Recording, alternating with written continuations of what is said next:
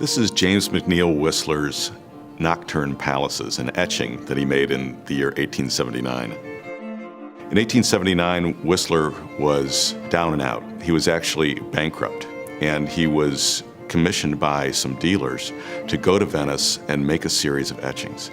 The original plan was just for him to go there for 3 months and make a dozen etchings and come back.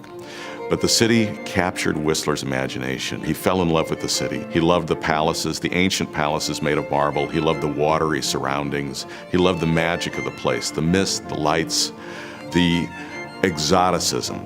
It was a place unlike any he'd ever been, and Whistler decided to devote himself to documenting not the city, but his emotional and aesthetic reaction to it. So instead of just staying 3 months, he stayed for over 14.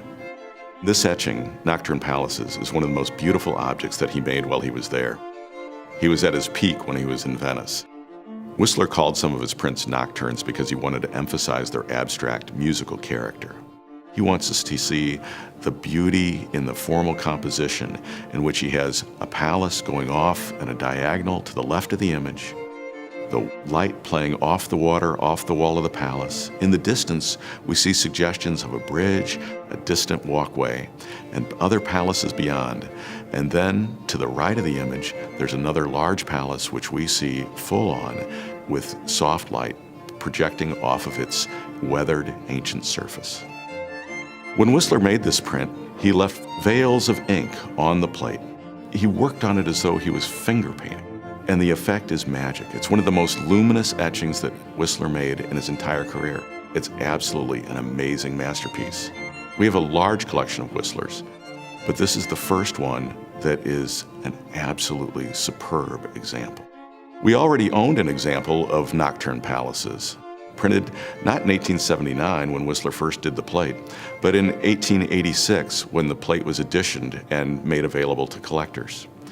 In that example, Whistler has left a lot of ink on the surface, a chocolatey brown ink, and it gives the effect of dusk, a very muted image.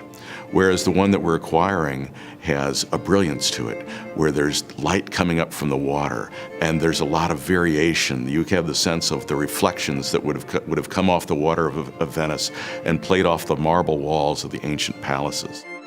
Often when we have two impressions of a print, we decide that they're duplicates and that one can be deaccessioned, which means that the museum sells it and reuses the money for the acquisition of another work of art. In this case, we're going to keep both, because in seeing the comparison between these two images, you realize that Whistler was going beyond the making of a printing plate. He was exploring the possibilities of a given image, making variations, just as there are variations in music.